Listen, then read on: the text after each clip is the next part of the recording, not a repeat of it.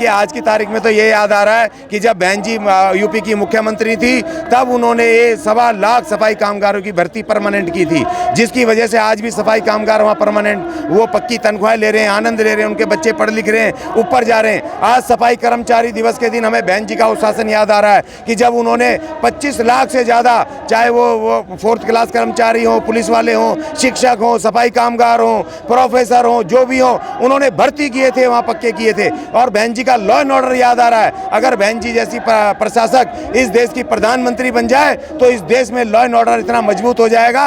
इस तरह से हमारी बहन बेटियों को नंगा नहीं घुमाया जाएगा। इस तरह से कोई भी जलील आकर के हमारे आदिवासी के ऊपर पेशाब नहीं कर पाएगा। इस तरह से कोई आकर के कोई भी ठेकेदार हमारे मजदूरों का शोषण नहीं कर पाएगा। आज आपको पता है ठेकेदार की नौकरी देने के लिए 20-20 हज़ार से लेकर के 1-1 लाख रुपए घूस मांग रहे हैं। घूस लेकर के वो हमारे ठेके की नौकरी दे रहे हैं। तो आज ये लॉ एंड ऑर्डर लचर हो गया है। आज इस देश में कोई कानून नाम की कोई चीज नहीं बची है, प्रशासन नाम की कोई चीज नहीं है, भ्रष्टाचार अपने चरम पे है। तो हमें आज बहन जी की तमाम चीजें याद आ रही हैं, इसलिए हम यहाँ पर आकर के कह रहे हैं कि हमें बहन मायावती को प्रधानमंत्री बनाना। देखिए विश्वास तो हमें किसी पे नहीं है, क्योंकि कांग्रेस को हम एक छत्र वो देते रहे, वोट देते रहे, 60 साल शासन करवाया और उसके बाद इस देश की कांग्रेस सरकार ने हमें ठेके पे भेज दिया। इस देश में निजीकरण लाने वाली कांग्रेस है, इस देश को संविधान तोड़ने वाली कांग्रेस है। उसने इसमें संशोधन करे, इस देश के संविधान को लागू नहीं किया और हमें ठेके पे भेज दिया। हमारी जो पक्की नौकरियां होती थी,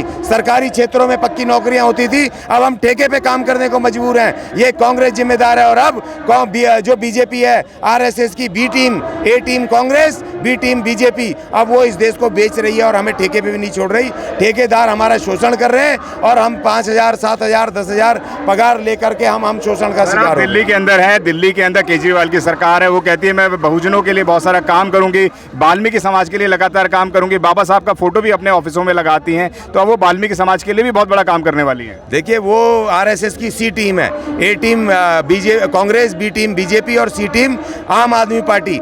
झाड़ू का निशान लेकर के उसने हमें गुमराह किया और हमारे तमाम सफाई कामगारों का शोषण किया। यहाँ तक कि केजरीवाल इस देश का पहला नेता हो गया है जिसने डायरेक्ट रिजर्वेशन खत्म किया है। इस देश के दिल्ली सरकार के संस्थानों में से वो पहला ऐसा आदमी हो गया है जिसने हमारे कोरोना में 44 सफाई कामगारों की मृत्यु हुई, वहाँ सफाई सैनिक जो लड़ते हुए कोरोना से, एक को भी 1 करोड़ रुपया नहीं दिया। और दूसरी जातियों के पुलिस वाले और दूसरे जो उनका वो कोरोना में डेथ हुई, उनके घर जा करके 1 करोड़ रुपए दिए। ये एक नंबर का जातिवादी आरएसएस का, एक नंबर का मोदी से बड़ा ये आरएसएस का आदमी है, ये सबसे बड़ा।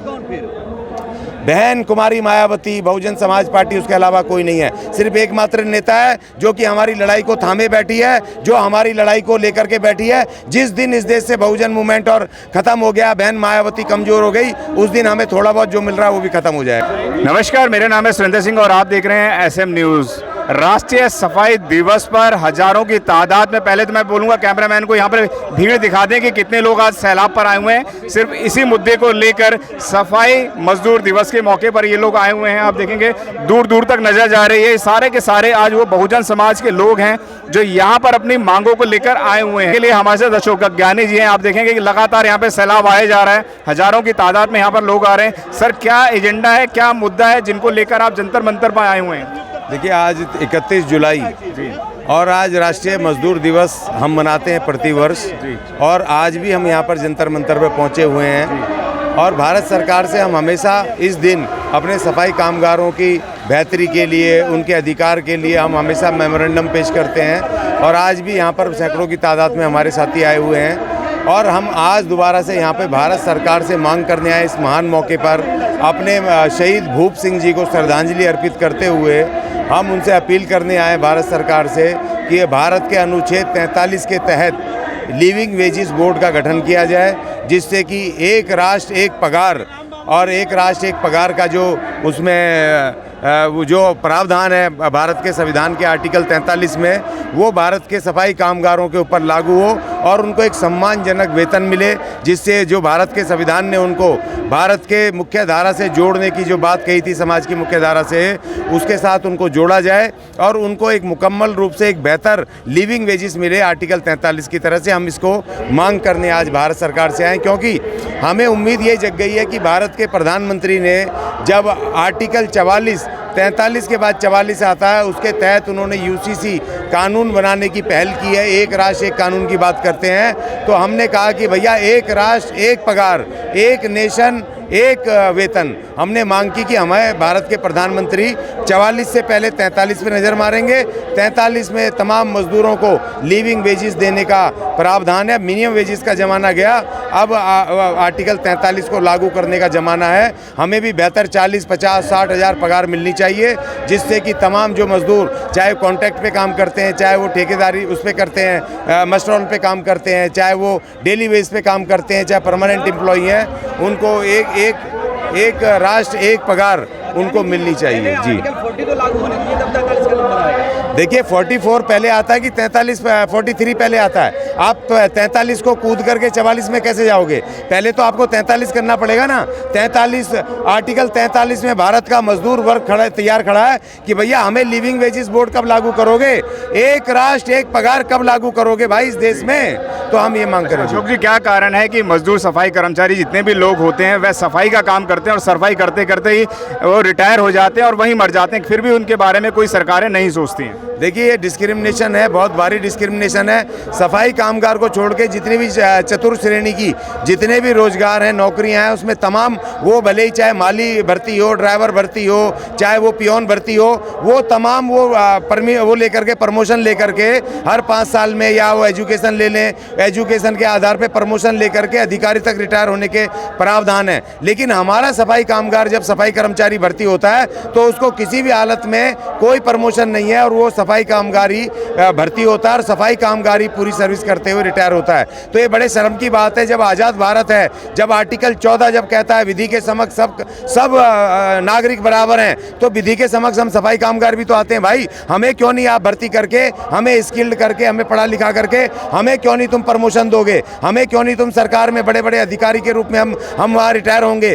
क्यों नहीं हमें दूसरे रिटायरमेंट बेनिफिट मिलेंगे, पेंशन हमारी हायर मिलेंगी, हमें ग्रेजुटी और दूसरे प्रावधान क्यों नहीं मिलेंगे? तो यही हम मांग करने हम हर साल इस सफाई मजदूर दिवस के दिन हम यहाँ पर आते हैं, क्योंकि 1957 में देखिए एक लड़ाई हुई थी 1857 में माता दीन बंगी के नेतृत्व में, जो इस देश की आज़ादी का पहला स्वतंत्रता संग्राम था, वो भी हमने लड़ा था। और दूसरी लड़ाई हुई थी इस देश के पचकुया रोड पर, इस दिल्ली के अंदर हुई थी 1957 में, जिसमें कि वो भी हमारे शहीद भूप सिंह ने, सफाई कामगार नेता, उन्होंने अपनी कुर्बानी दी, उन्होंने आहुति दी और हमारे सफाई कामगारों की आवाज़ उठाई। तो ये दोनों लड़ाई, दोनों अधिकारों की लड़ाई, इस देश को आज़ाद कराने की और इस देश के सफाई कामगारों के अधिकारों की लड़ाई, दोनों इस देश के सफाई कामगारों महान नेताओं ने लड़ी और दोनों ने कुर्बानी दी। एक फांसी पे चढ़ा और एक गोली से मारा गया। आप कह रहे हैं बहन कुमारी मायावती को प्रधानमंत्री बनाइए, लेकिन तमाम लोग तो ये कहते हैं कि बीजेपी की बी टीम है मायावती। देखिए मैं कह रहा हूँ बीजेपी की ए टीम है, बीजेपी की कह रहा हूँ आरएसएस की ए टीम, सबसे बड़ी ए टीम, बड़ी बेटी है कांग्रेस, और दूसरी बी टीम है जो दूसरे नंबर की बेटी है वो बीजेपी है, और तीसरे नंबर का जो बेटा उनका पैदा हुआ है उनका आरएसएस का, वो केजरीवाल है, आम आदमी पार्टी, ABC ये है। बहन कुमारी मायावती तो इन मनुवादियों से लड़ रही है, वो एकमात्र बहुजनों की नेता है, इस देश के 85% का वो प्रतीक है, सम्मान है, और उस लड़ाई को लेकर के चल रही है। तो ये कहने वाले कहते हैं देखो कोई भी अपने शत्रु को, अपने दुश्मन को कोई ये तो नहीं कहेगा बहुत ताकतवर है, इसीलिए जो दुश्मन है, जो आरएसएस वाले हैं, आरएसएस के पिट्ठू हैं या आरएसएस के एजेंट हैं, वो कहते हैं बहन जी को बदनाम करते हैं कि ये बीजेपी की बी टीम है। बीजेपी की बी टीम होती तो अभी मुखर रूप से आज पता चल रहा है ना बीजेपी की कौन टीमें हैं। वो देख रहे हैं जो तेलंगाना में मिलने जा रहे हैं उन ब्राह्मणों से, वो देख रहे हैं वो कौन मिलने जा रहे हैं जो उनके बीजेपी के पीछे लगे हैं, जो कांग्रेस के मनुवादी, जो राहुल गांधी, जिन्हें उधारी राहुल गांधी के पीछे लगे हुए हैं। एकमात्र बहन जी जो अकेले मोर्चा संभाले हुए, इस देश के मेहनतकशों के 85% बहुजनों का मोर्चा संभाले हुए बहन मायावती अकेले मुखर रूप से लड़ रही है। ये तो दिखाई दे रहा है ना, अब पता चल रहा है ना कौन ए टीम है, कौन बी टीम है, कौन सी टीम है और कौन उनका प्रतिद्वंदी है। तो ये साफ दिखाई दे रहा है, इसमें ज्यादा कुछ कहने की जरूरत नहीं। बहन जी में पहले जैसा जोश नहीं है, जो पहले चिल्ला चिल्ला के बोलती थी अब कमरों से बाहर नहीं निकलती हैं, क्या कहना चाहेंगे? देखिए आज मेरी एज है, आज मैं चिल्ला के बोल रहा हूँ, जब मैं 10 साल बाद 65-70 साल का हो जाऊंगा तो मेरी आवाज़ भी कम हो जाएगी। बहन बहन जी जब अपनी जवानी में थी उन्होंने पूरी शक्ति से अपने सिर्फ जोर जोर की चिल्लाए नहीं, उन्होंने अपने जीवन को कुर्बान किया हमारे लिए। उनके नाम के आगे कुमारी लिखा है, उन्होंने अपना परिवार नहीं बनाया, उन्होंने शादी नहीं की हमारे लिए, महान कुर्बानियां की हैं। आज उनकी ऐसी उम्र भी तो है ना कि उस उम्र में वो कम से कम, उनकी आवाज़ हर आदमी की होती है कि थोड़ा धीरे संयम से बोलते हैं। मजी हुई खिलाड़ी है, राजनेता है, वो अपनी बात को रख रही है और उसकी धीरे आवाज़ को भी, एक ट्वीट को भी पूरी दुनिया सुनती है। वो भी एक एटम बम की तरह गिरता है, पूरे शासन प्रशासन विपक्षी सब उसको सुनते हैं और कार्रवाई होती है। 24 में कौन आएगा?